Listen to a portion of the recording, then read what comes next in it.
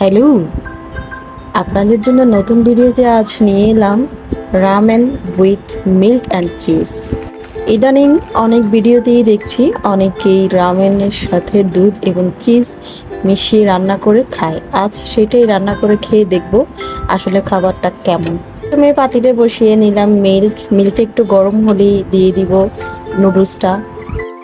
আমি আগেও রামেন খেয়েছিলাম যেভাবে রামেনটা খাওয়া হয়, কিন্তু এইভাবে নতুন করে খাচ্ছি প্রথম।